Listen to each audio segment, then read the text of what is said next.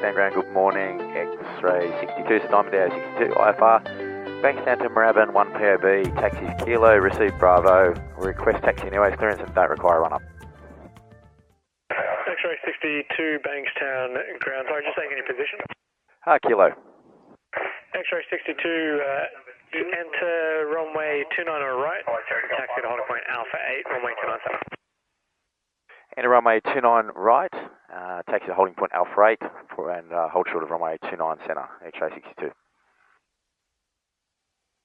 X-ray 62, clearance available. X-ray 62, go ahead. X-ray 62, cleared to Moorabbin via Pegsu, flight plan route. Bankstown 9 departure, climb via SID 3000, squawk 4045. Cleared to Moorabbin via Pegsu, flight plan route, Bankstown 9 departure, climb via SID 3000, squawk 4045, X-ray 62. X-ray 62, contact tower holding short of center. Contact tower holding short of center, X-ray 62. 4045. Climb via SID 3000, Bankstown 9 departure, I've already got loaded. Bankstown tower, good day, X-ray 62's holding point Alpha 8 ready. X-ray 62, Bankstown tower, hold position, there will be a short delay. Hold position, X-ray 62. X-ray 62, the Cherokee upwind from the southern runway will remain in the southern sector, port passing 1500, runway center cleared for takeoff. Runway center clear for takeoff, traffic sighted, Wilco, X-ray 62. Okay, parking brake released.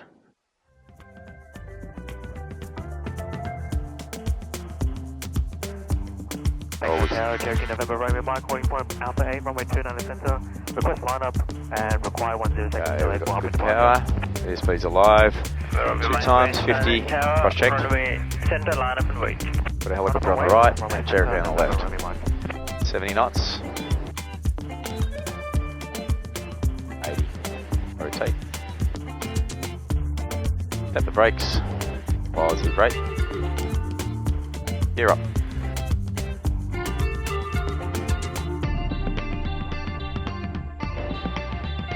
Zulu November base, main pad, full stop. Clear of obstacles. Zulu November, 300 feet. main bed, kit Laps land. away. X-ray 62 passing 1,500. X-ray 62, thanks, contacts any departures 118.4. Departures on 118.4, X-ray 62. So departures X-ray 62 is on a Bankstown 9 departure, passing 2,000 for 3,000. X-ray 62 departures, g'day, you're identified, stand by. Okay. Stand by, I don't need to say anything. Alright, checklist. X-ray 62, climb by SID to 4000, passing 3000, clear the Pegsu. Climb by SID 4000, passing 3000, clear direct Pegsu, X-ray 62. 1,000. X-ray 62, just to take climb, flighting 140, climb to 5000. Fly heading 140 and climb 5,000, X-ray 62. Heading 140. It's a bit off course. 140 and climb 5,000.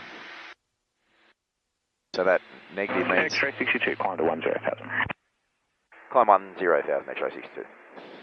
So we've gone for 10,000 because expecting some headwinds. 10,000 gave us the best outcome. Okay, well, we might turn the camera off there, come back in the cruise, have a chat about a couple of things. X-ray 62, clear direct to Pegsu. Clear direct Pegsu, X-ray 62. Alright, we'll get back on course. Pegsu, direct, enter, nav, Pegsu, GPS is screen. See you later.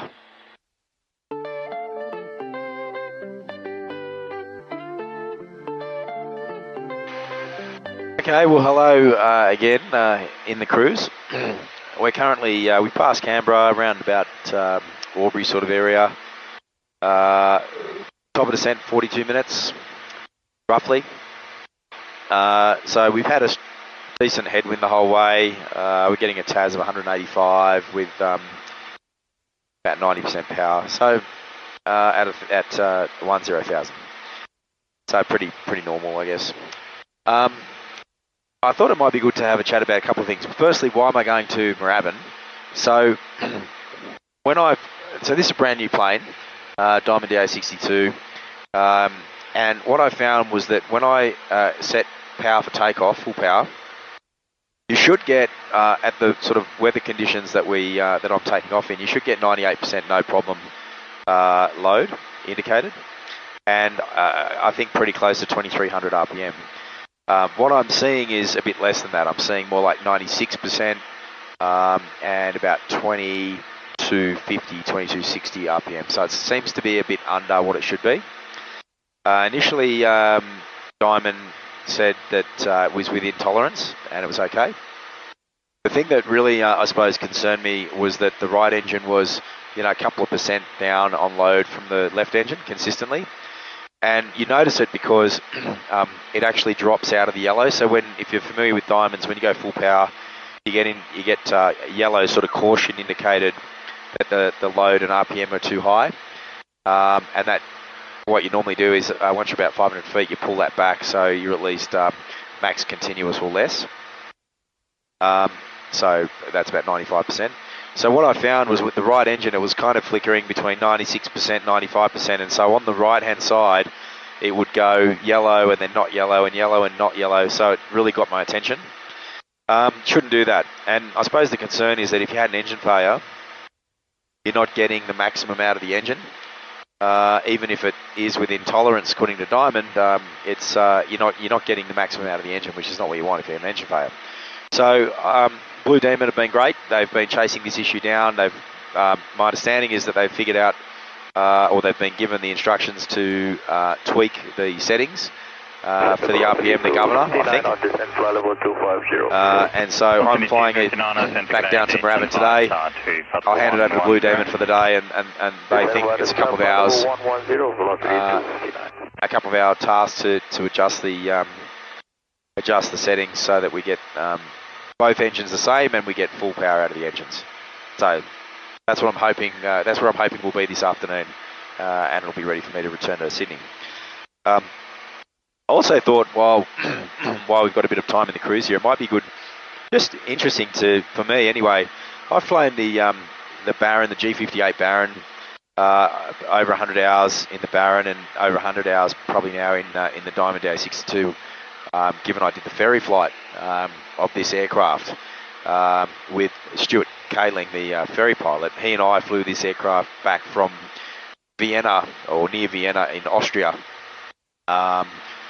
from the factory, from the Diamond factory. We flew this all the way back to Australia over about 6 or 7 days through Greece.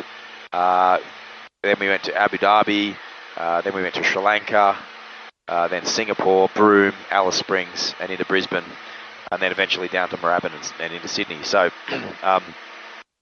it's a massive trip. About I think it was 58 or 59 hours of flying. So I had a lot of time to learn the aircraft and the systems, and I guess just get used to things. And I guess I can't help but compare things to the Baron, which I'd spent most of my time prior to this. Most of my time was in the Baron.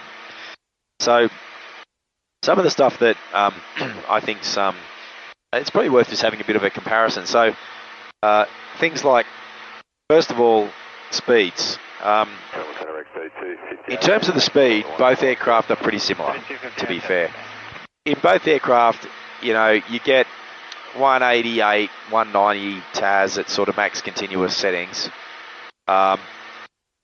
What you find though is that the Diamond's better up high. It's turbocharged, the engines are turbocharged, so it performs better up high. You use a lot less fuel and you can go, you'll get it over 192 knots, something like that, at max continuous settings. Down low, the Diamond's not as fast. You'll see, a TAS of maybe 170 something, under sort of 8,000 feet. Whereas the Baron, it's naturally aspirated, it doesn't have turbo, so it performs better low down. So I suppose if your mission was short distances at up to sort of 8,000 feet, the Baron will be a faster aircraft for sure. If you're doing an hour or two flights, you get up above 10,000, and the Diamond will probably outperform the Baron. So it just depends on your distances. Both will do about the same speed at max continuous. One of the big differences though is the amount of fuel that they're consuming to do that speed. So it's roughly I'm sort of consuming at the moment 9 gallons a side. I've got it up at 92%, sort of really trying to go near max continuous here, but you'll do about 8.5 gallons a side on the Diamond at about 88% power, and that'll give you a TAS of about 188 roughly at about, say, 12,000 feet, something like that. So 8.5 a side, so you're looking at 17 gallons total burn per hour. On the Baron, you're looking at maybe 14 gallons a side, so something more like 28 gallons. Not quite double, but pretty close. So you know, almost using double the fuel for the same trip in the Baron. So that's significant because that also then factors in terms of the weight you've got to carry. So, you know, of your useful payload, you've got to carry about twice the amount of fuel in the Baron. So in terms of useful payload, they both have a similar useful payload. Again, the Baron's a pretty impressive aircraft. It has about a 1,500 pound useful load, I think. The Diamond DA62 is a little bit less. In kilograms, it's about 600 kilograms or so for my aircraft, given the options that I've got. So I think it equates to about 1,400 pounds useful load. But I guess the key thing is you're not having to carry as much fuel in the Diamond, so you have more weight left for passengers and baggage. So again, in the end, it works out pretty similar, I think, between the Baron and the 62. You know, I could carry, I think I worked out 4 or 5 passengers, adults, for a couple of hours, flying with reserves. So I could fly to Melbourne with, you know, 4 or 5 adults in the plane, which is pretty good. In terms of one of the big differences you notice is the wingspan. The DA62's got a huge wingspan. It's nearly 15 metre wingspan, and that creates issues with parking. A lot of airports have got sort of 12 metre restricted wingspan areas for GA parking, so that's an issue. And hangarage, it's just big in the hangar. The Baron's, you know, something like 12 metre wingspan. It's got the shorter wings. It fits in places better. But one of the reasons I think the Diamond have got this huge wingspan is one of the issues they were trying to design out when they designed this sort of clean sheet design was they wanted to make it the safest plane, and they knew that, you know, stall spin accidents are one of the big accidents that happen in twins, where you basically get too slow down low, maybe in the circuit or on approach. You end up getting below red line, and you end up basically stalling. And because you're below red line, you don't have enough rudder authority, and you end up in basically a stall and then a spin. The Diamond, with its large wingspan and the vortex generators on the end of the wings, makes it very difficult to end up in a stall spin, because the stall will happen on the inner parts of the wing. The outer parts of the wing, because of those vortex generators and the large wing, will remain unstalled. So you'll still have aileron authority at around that stall, and that was one of the things that they've done to try to make it a safer plane and try to eliminate the stall spin accidents that do happen in a lot of other flight twins. Some of the other things I like with the Diamond is, you know, if you look at the Baron, it's got basically a bladder fuel tank, and it carries a lot of fuel. About 192 gallons of useful fuel. I think 200 gallons total. 194 gallons, I think it is, useful. The Diamond is much less. It's 86 gallons fuel. But one of the differences is the way the fuel is contained. In the Diamond, there's these huge spars, two spars, structural spars, which run down the wing. And protected in between those spars are aluminium fuel tanks. So in the event of an accident, it's highly unlikely that you'll get fuel leaking out. In the Baron, you have effectively a bladder, like a rubber kind of fuel tank. I'm not sure exactly the material, but it's much easier to be penetrated in the impact of a collision, and you've got a lot more fuel that will be leaking out as well with a huge fuel capacity. In terms of crashworthiness, you know, what they wanted to do with the Diamond, some people don't like it. The seats are fixed, you can't slide them backwards and forwards, but what that means is they're very rigid in the way that they're fixed, and they have effectively these crash box type structures underneath them, which will absorb the load in the event of a huge deceleration. You also have this this large pillar, which, because you're not moving your seats, you're always protected by this large pillar which sits around you, like a roll bar. Again, I think that's a really good safety feature. The pedals can be moved backwards and forwards depending on your size. So what I like about that, and it was excellent in the ferry flight, is you can just move those pedals right out of the way and stretch your legs right out. You just have a huge amount of room. You can put the seat right back. It's very comfortable. I mean, we were doing 10-hour flights, 10, 11-hour flights in this thing all day long. I didn't have a sore back. I didn't feel uncomfortable. I wasn't desperate to get out when we landed. I mean, that's amazing. I don't know that you can say that about many small aircraft. In terms of the seating, this is a 7-seater aircraft. So it has 2 in the front, 3 in the middle, and 2 in the back. One of the things I like about the Baron is that it has club seating. So when you go in the back, you've got 2 rearward-facing and 2 forward-facing seats. You only have 6 seats, not 7. But with the club seating and the large doors that it has for the rear passengers, you have easy access to the rear. And you know, if you were taking 3 kind of large people in the back, you have, you know, maybe 2 facing backwards and 1 facing forwards, and they've got a decent amount of room. Their legs are kind of interweaved, but they'll sort of move their knees in between each other. But it's pretty spacious. With the Baron, you'd either have to have 2 in the back here and 1 right in the back, which would be probably not that comfortable for the person right in the very back. By the way, my voice is going. I've got a sore throat. Or you'd have to have three adults side by side on the 3-seater on the second row here, in the middle row, which you know, might be a little bit squashy for the person in the middle. It's like sitting in I kind of see this as it's like a X7 BMW. It's you know, it has that BMW kind of German car kind of feel to it. Leather seats, well designed, ergonomically well designed. Everything's comfortable. You've got your keypad here, which is great. A nice armrest. Everything's just been well thought out in terms of the layout. So I think in terms of the seating, I mean, it really comes down to personal preference and who you're taking. But the club seating's nice. The big doors on the Baron are nice. This does have a rear door for the rear passengers. That's a nice feature as well.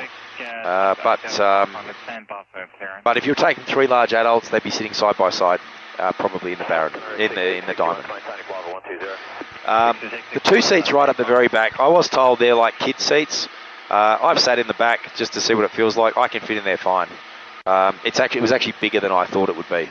My head wasn't touching the roof. My legs weren't touching the seat in front. It was all right. And I'm about 178 centimetres, so I'm not big, but big enough, you know, to sort of test it out. What else? Yeah, you know, they've all got air conditioning if you choose the option, which is great. You know, weather radar. They've all got, you know, they all kind of come with you can get the G1000XI, all very similar in terms of the options. I really like the Iridium satellite data link and satellite phone and satellite weather option that I've got. I'm using it a lot. And what I find is, because in the Diamond you end up finding yourself going up higher, you've got the turbocharged engines, you get better performance and less fuel consumption up high. What happens is you can't use your mobile phone. So you do need to rely on the satellite data link more. And I just had a 20-minute conversation with my wife on the satellite phone, probably going to cost a fortune, but it worked well and didn't cut out. So I've just given it a good test a few minutes ago. What else can I tell you about? They both got nose lockers. The Baron's nose lockers are bigger, and they're pretty good. The Baron is really quite amazing in terms of the payload it can carry. It can. I believe the Baron's range would be bigger. 6661 when ready, leave control. Given it has that huge amount of fuel. I mean, it's 194 gallons usable, burning maybe 28 gallons an hour or less. In the cruise, maybe less than that. That gives you a pretty long range cruise.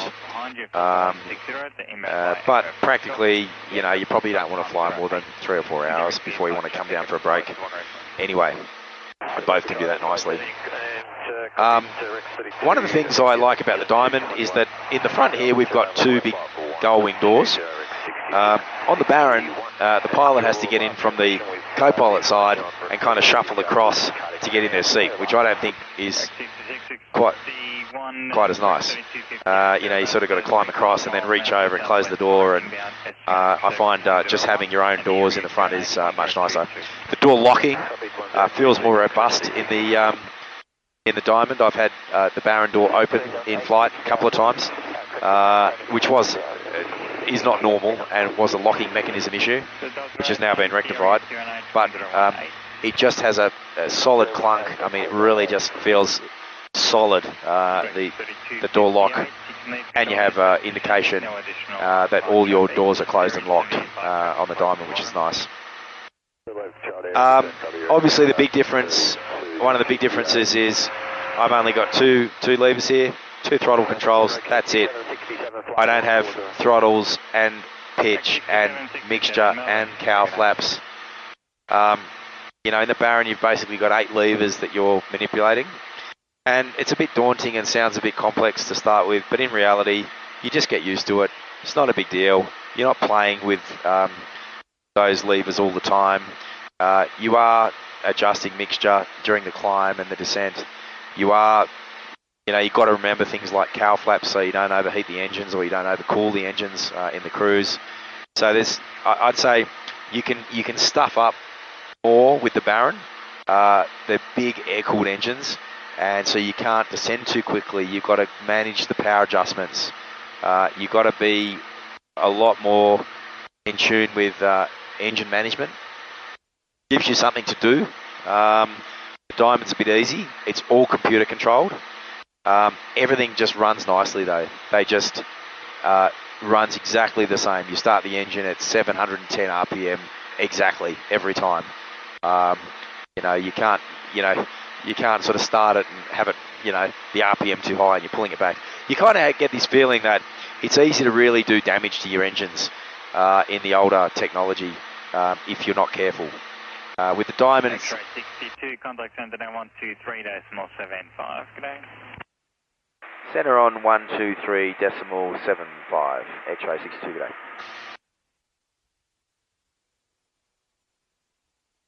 Center, good day. X-ray 62 is maintaining 10,000.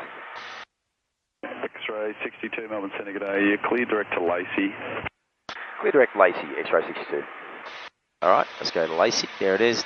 Direct to enter. Lacey, GPS is green. There we go. And it's 217. 217, looks about right.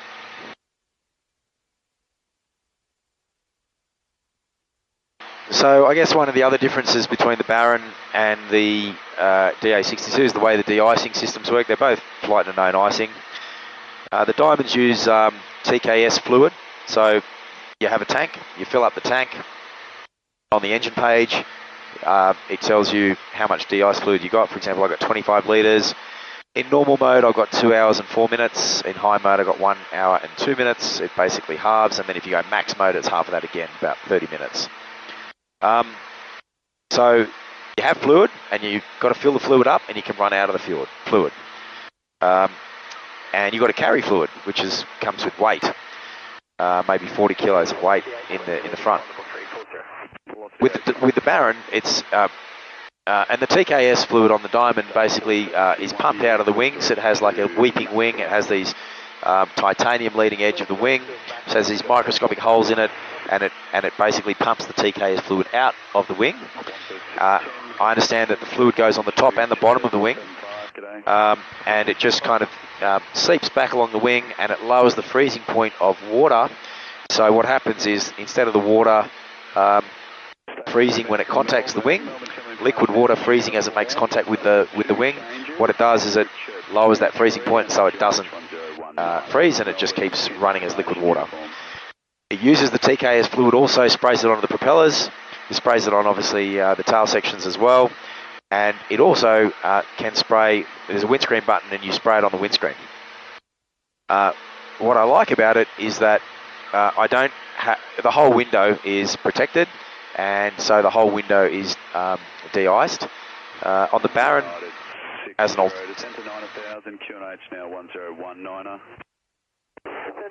alternate, on the Baron, it uses an air system with boots, which a lot of aircraft use. So it has compressed air, basically, which is used to inflate these boots on the wings and on the leading edge of the tail sections. And so what happens, it's different. So in the Diamond, you turn the TKOS on before you enter icing, and it protects you through the icing. On the Baron, you wait until icing is built up on the boots, and then you inflate the boots, and then it cracks the icing and the icing breaks off. And then the boots deflate, and then you do it again, and you do it again. And it's kind of unlimited. You're not having to carry a fluid, and you can keep doing that all day long, which is nice. One of the issues, I think, is the boots don't necessarily prevent icing building up on the, for example, under the wing. So you need to be careful that you're not getting too slow and having a high angle of attack. But essentially, the boot system's been proven, it's been around a long time, it's nice. DKS also is nice and works. I think both are effective. I don't really have a strong opinion on one versus the other. I do like, though, that the whole windscreen is cleared on the Diamond, as opposed to just a little heated segment on the Baron, which I think would be interesting trying to land with just visibility out of that one little segment. What else can I tell you about? Landing gear. Landing gear, emergency landing gear in the Diamond's pretty straightforward. You pull a handle, and basically gravity allows it to drop, and essentially it will just fall down and lock into place. On the Baron, it's a mechanical system, and you have to wind it down. It's about, I can't remember if it's clockwise or anti-clockwise, but it's about 50 turns from what I understand. It's a very tiring process to lower the landing gear. I got built-in oxygen on the 62 here. I think in reality, oxygen is great, and if I'm flying on my own or with one or two other people, we might put the oxygen on, and you can fly up to 20,000 feet in this thing, which we did on the ferry flight on the way back. It uses hardly any fuel. It cruises along. You can pick up those massive tailwinds, and we were getting a ground speed of nearly 250 knots for large sections of our flight, which was fantastic. So what that means is that Diamond has the ability of benefiting from tailwinds, but to do that, you've got to be prepared to put on oxygen. I think in reality, if you've got kids or family in the plane, you're probably not putting oxygen on kids. It's a nice idea that all 7 seats have got oxygen, but I can't imagine you using that very often.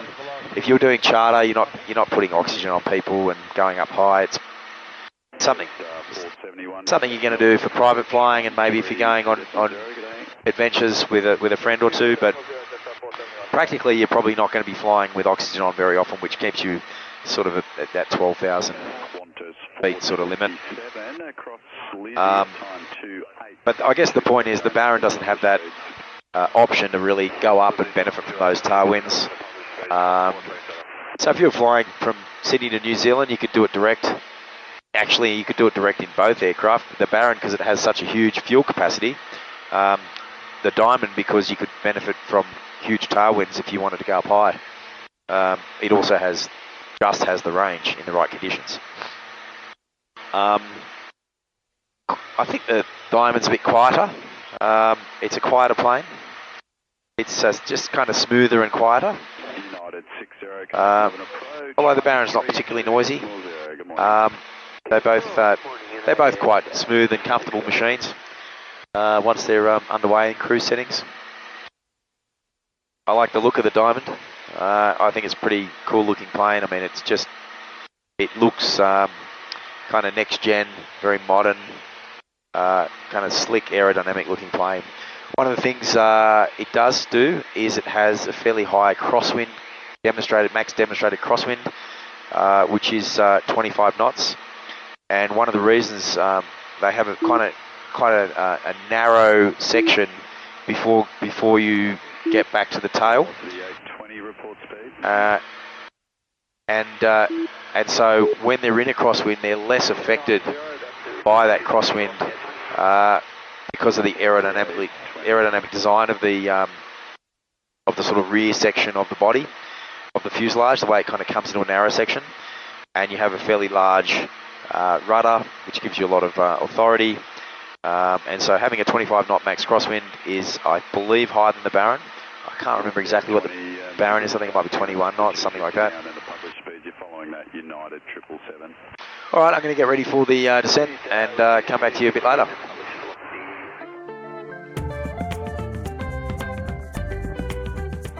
Okay, welcome back. Well, we're in the descent into Moorabbin, just through 7,000, cleared down to 5,000. And we're with Melbourne approach. I'm not that familiar with Moorabbin. I know it's a bit complicated, so I'm expecting runway 17 left, probably. Which means the tower will be 118.1. So we've got tower and ground set. What I do know is that you need to enter the control zone at 1,000 feet. Aircraft leaving are at 2,000 or above. X-ray 62, further descend shortly, and let me know when you get visual. Visual now, X-ray 62. X-ray 62, roger, you cleared to leave control area, descending visually for Moorabbin. Clear to leave controlled area on descent visually for Moorabbin, X-ray 62. Okay, so what I'm going to do now, I've set Moorabbin 1,000 feet. We can go all the way down to 5,000. 5,000, just 5,000. 1,000. And we want to be at 1,000 feet, actually, before the boundary. So we'll get our descent going a little bit faster.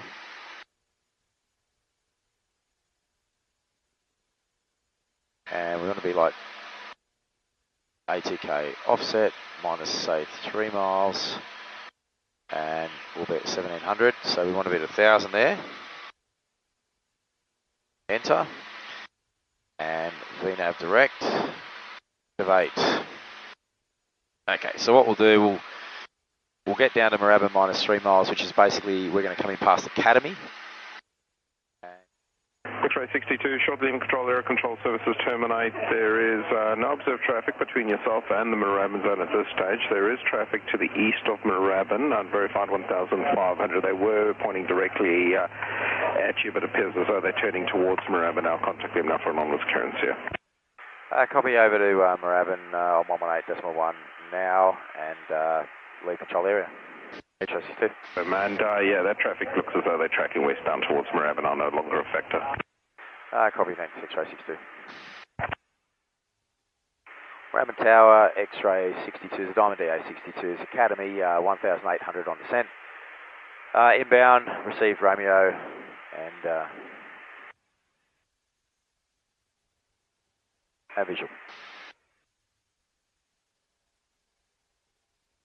X-ray 62, Moorabbin Tower, morning. Make a slight right turn, track across, join 3 mile final for change of runway 17 right. Contact tower 123.0 at 3 miles. Make a right turn for runway 17 right and contact tower 123.0, X-ray 62. Okay, we're coming up to 1,000, speed's good, gear down. X-ray 62, just a little bit further right, thanks, and traffic off to your left on the left in the eastern circuit is a Diamond and base for 17 left. Copy a bit further to the right and looking for traffic, and we'll switch over to 123.0 now. Foxtrot Papa, traffic up to your right's a twin Diamond, they're going for a right. Got him inside, Foxtrot Papa. Moorabbin Tower, X-ray 62's making a left turn onto final for runway 17 right. X-ray 62, tower number 1. X-ray 62. Traffic, 10 o'clock, same altitude, less than 1 mile. Okay, visual with the traffic. Gears down 3 green. Speed's good for last stage of flap.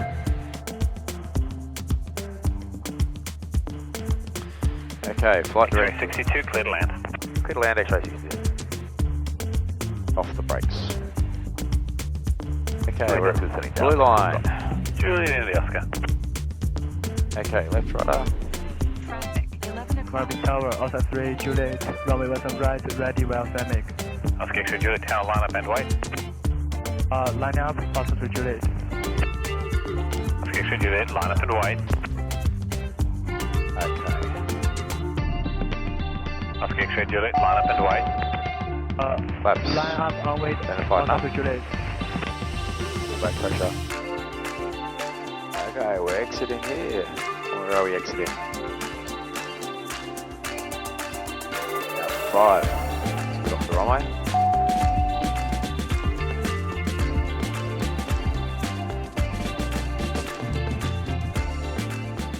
Okay, well, welcome back. I've just picked up the DA62, X-ray 62 out of maintenance. Basically, we've just had the we've just had the engine prop governors adjusted, and they now should be putting out the same output at full power, and they should be within, I guess, within spec at full power. So we're going to test that on takeoff today. It hasn't actually been flown, hasn't been tested at takeoff. I think when they do their test, they do it up to about 90%. So they don't quite see it all the way. I think they don't like to run it at 100% on the in the run-up area. And so we'll be doing the first test on takeoff. So we'll see what happens. It may overspeed, I guess, is the risk. It may the RPM may exceed 2300. So we'll just keep an eye out for that. Moorabbin ground, g'day, X-ray 62 is a Diamond DA62, IFR Moorabbin to Bankstown, 1 POB, currently in the northern run-up bay, receive Victor, request clearance.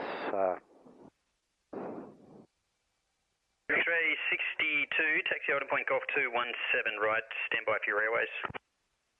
Taxi holding point Golf 2 on 17 right, and we'll go X-ray 62. X-ray 62, squawk 3245. 3245, X-ray 62. So it's a bit different to Bankstown. Bankstown, you request the clearance, you generally get the clearance in the run-up bay. Here you request the clearance, I suppose, from the run-up bay. I guess you could request it on your way, but it seems like they get you to taxi to the holding point and then give you the clearance at the holding point, or maybe just before.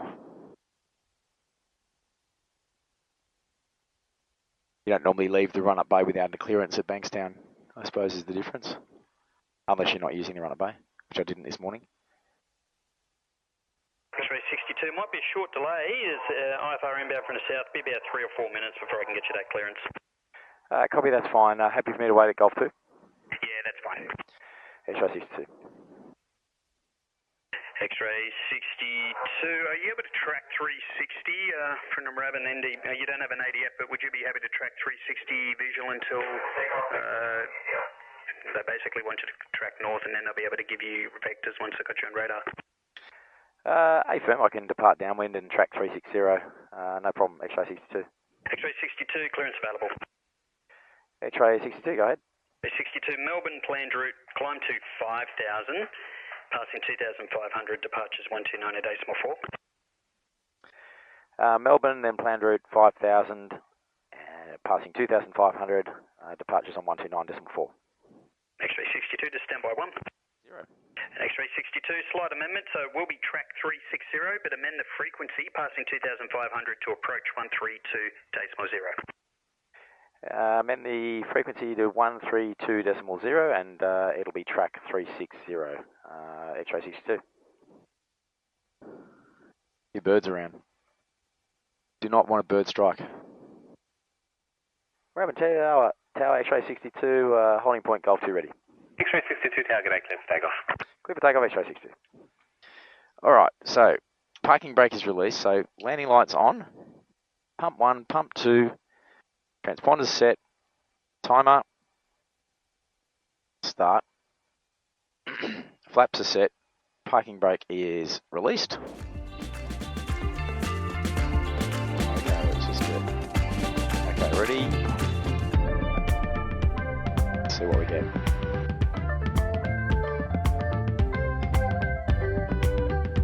Okay, both 98 and 2280. Looks good.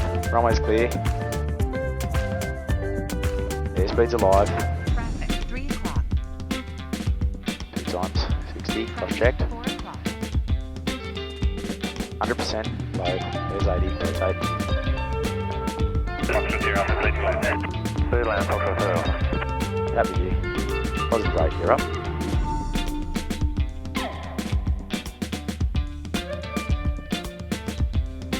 Okay, we are clear of obstacles. Up 200 feet.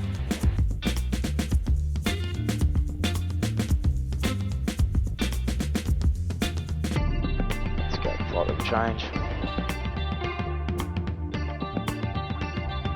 10 knots. There's 500. So yeah, we're getting 99, looks heaps better. 100%.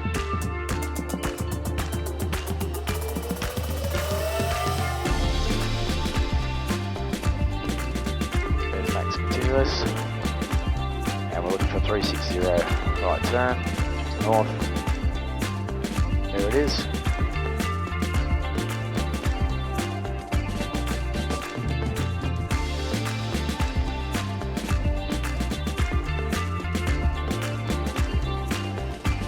Heading. I'll let me change all that button. Come on now.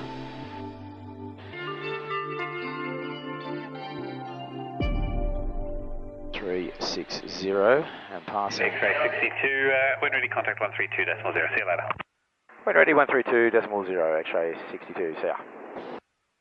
Ready now. Melbourne approach, X-ray 62s, just departed Moorabbin, passing 2,000, climbing 5,000, tracking 360. X-ray 62, approach identified, climb to 8,000. Climb 8,000, X-ray 62. X-ray 62, resume navigation, clear direct to Bogues. Oh, navigation, direct Bogues, X-ray 62. Okay, there it is. Direct to Melbourne approach, enter. 1548. Okay. Cool. We'll check in the cruise, and but as far as what I came here for, fixing the tuning the engine, the prop governors, beautiful. It's running really well. Looks like they've nailed it. We'll check in the cruise. See ya.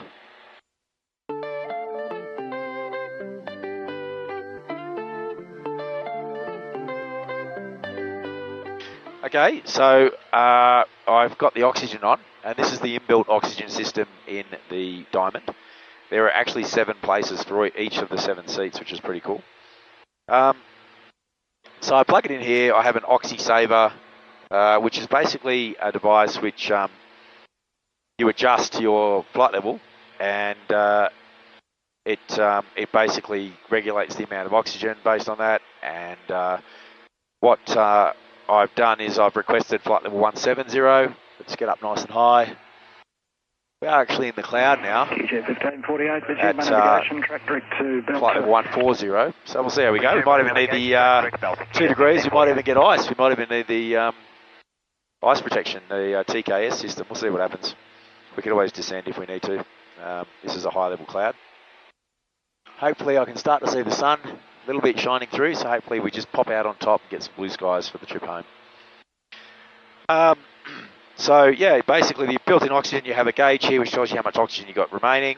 There's a tank in the nose area which you can refill, and there's a oxygen pull-on control here.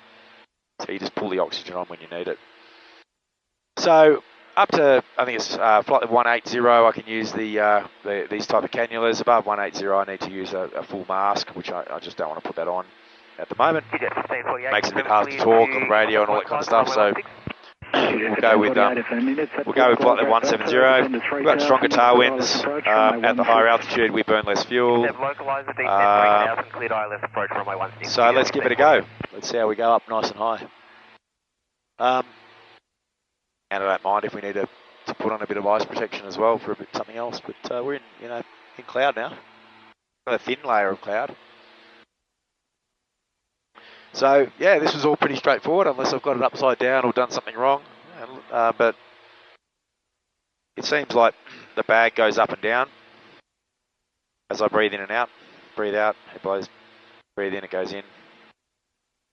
I think that's how the Oxy Saver works. It sort of It's rather than just a continuous flow of oxygen, it kind of mixes the oxygen with the air that you breathe out or something like that. I'm not 100% sure how it works. I normally use the O2D2 pulse demand system, which I quite like. And I understand you can get a governor or some sort of regulator which can plug into the inbuilt oxygen system, so you can plug your O2D2 system in, and but I haven't tried that. Still getting 850 feet per minute in the climb. We got 90 knots as our climb speed. I can lower the nose now. I might just leave it there. We're gonna almost there. 93% on the oxygen level. That's fine. Okay, leveling off at flight level 170. Let's see what performance we get. So what happens when you get high is you're no longer able to still output the 95% max continuous out of the engines. So the engines have dropped back now to about 84%, 83, 84%. And now you're RPM limited. So the RPM is the limiting factor at 2200 RPM. But the nice thing about being up high is that because your indicator is so low, you don't have to worry about turbulence penetration as much. Generally the air's smoother already, but you don't really have to back your speed off because that's all based on indicated airspeed. So down low where the air's thick and you're easily going sort of 160 knots indicated, you do need to back your power off because your indicator speed's higher than that sort of turbulence penetration speed. But up high, your indicator speed's already quite low, so you're already generally below the turbulence penetration speed. I'll probably need a little bit of heat up here. It's negative 3 degrees outside. We're getting a TAS of 190 now. I'll make the change. Melbourne Centre, X-ray 62 is maintaining flight level 170. X-ray 62, Melbourne Centre. It's not too bad at this level. I am getting a bit of icing. So what I might do is just switch the de-icing onto normal. It's very light icing at the moment. The ice indicators come on, telling me it's working. Let's have a look at the engine page. I've got 26 litres remaining, so we can see if it's working. If it's putting the fluid out, we'll know, because that'll start going down. What I might do is just get some fluid on the wings and some fluid out there and just provide some level of protection. I'll prime the window as well. I'll prime it by pressing. 62, re-clear, direct moose up. Re-clear, direct moose op, X-ray 62. That's good. I'm getting shortcuts. Moose op, enter. I can see the fluid flowing on the wings there now. And you can see the ice. 554, contact center 133. You can sort of see the dark patches on the leading edge. 133.15, climb 7554. And it's good just to kind of go to high just for a little bit. We're now in high mode. We're now at 25 litres remaining. And we should see that ice just start to dissipate. There's like a dark, you can kind of see the dark stuff on the leading edge of the wing. That's the ice. See the fluid coming out. De-ice pressure low, that's apparently quite normal. So I'm not going to be too concerned about that for now. I could go to max. And what I'm thinking I'll do is I'll just give it a blast. That gives me 2 minutes of just all out maximum de-icing. That should I just want to get rid of the leading edge ice so we don't sort of have a speed penalty.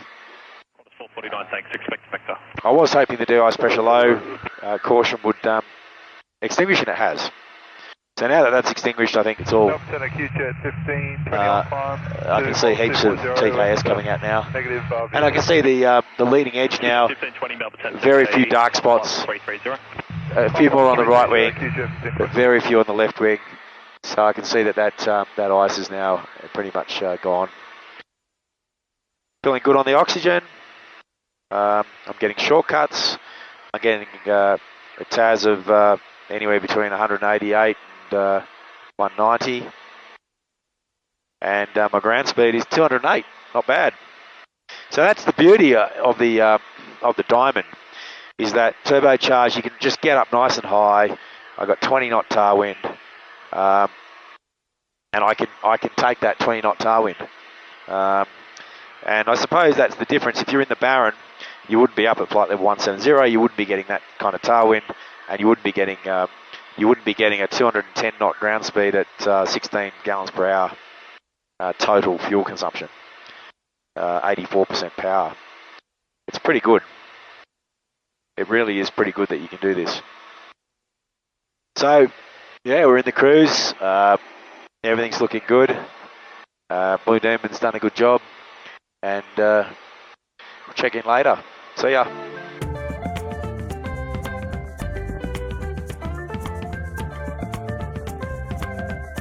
Okay, so we're sitting up on top of this cloud nicely. I've turned all the de-icing off. It's nice and warm in here. The heater's really good in this aircraft. You can see I got 84% power there. 2190 on the RPM, 8.1 gallons per hour per side, so about 16 gallons total. And we're getting a nice 190 knot TAS with 212 knot ground speed, outside temperature -3 at flight level 170. New Zealand 127, Melbourne information is all pretty comfortable. Victor. 3 changes if you'd like them. New Zealand 127, we've just got Victor now, we'll say thank you. Thank you. New Zealand 127, while I've got you, for sequencing, adjust speed to cross Warren at time 5-2. Oxygen system seems to be working nicely. It looks like we might have just cleared all that cloud. I'm seeing the ground again, which is nice, and I hope it'll be pretty much like this the rest of the way. Although I don't really care. That's the benefit of instrument flying, I suppose, is who cares. You can generally fly, especially if you've got flight into no icing, you can do these kind of flights pretty easily. You don't have to worry too much about the weather, unless it's particularly bad. You can generally get in and out, or you might have to wait a little bit for some severe weather to pass, or a thunderstorm, or you might have to deviate. But I guess it usually comes down to a bit of a delay, as opposed to having to completely cancel the trip, which is nice. It's I guess why everyone wants to do their instrument training. Anyway, check in later for the descent. See ya.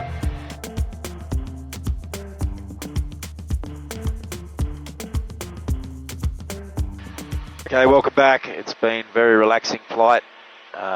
Just really not much to do. Pretty much just sitting back. I've just been given, when ready, clear to descend 9,000. So we've bugged 9,000. We're within 5 minutes from top of descent, so I can the nav. So that's ready to go. It looks like we're getting the ATIS now. QNH1014. First contact with Bankstown ground or tower, notify receipt of information, India. Nice day in Sydney, a lot nicer than Melbourne. It was very overcast, sort of dreary kind of day in Melbourne. A little bit of rain, not much, but it's quite a bit of cloud. Zooming along. 220 TAS. Ground speed's backing off now, we've got 224. XA62, contact Sydney departures, 118.4, g'day.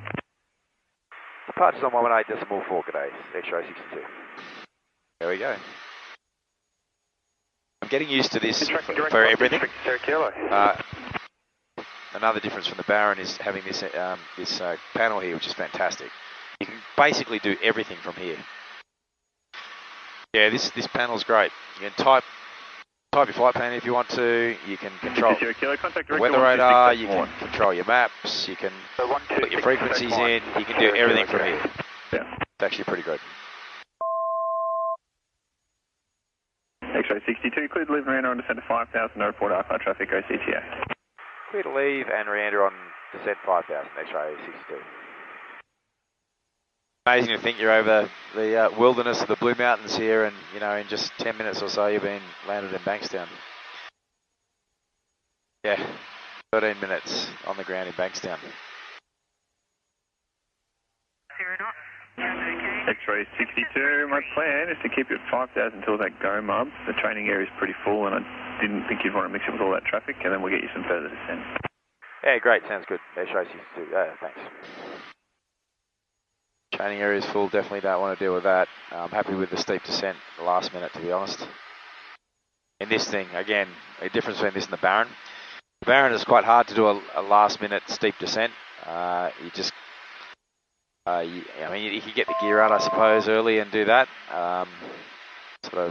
Use the gear out to slow you down, a bit of drag.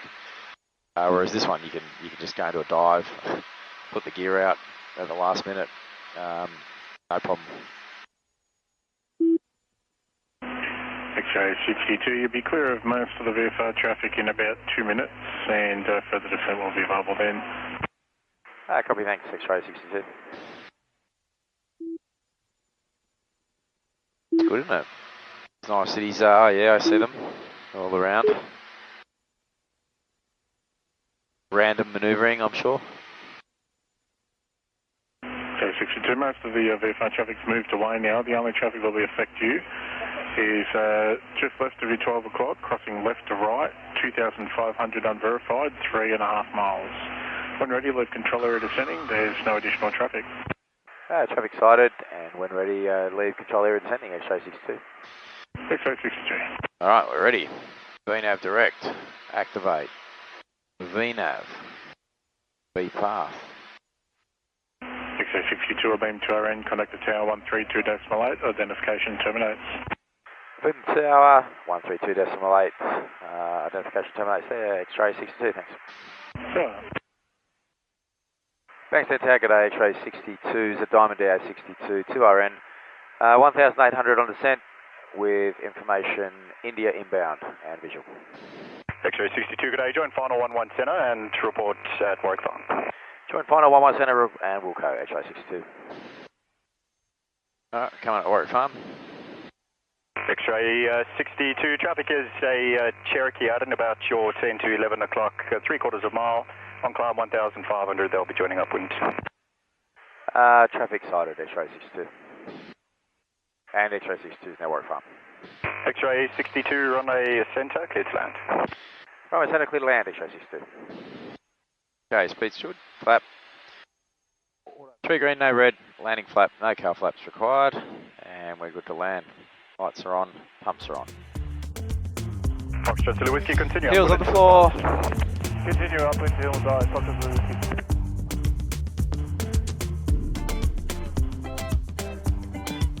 Okay, with Mike, downwind, main pad, stop and go. Altitude, A little bit of left, right. 1 mile.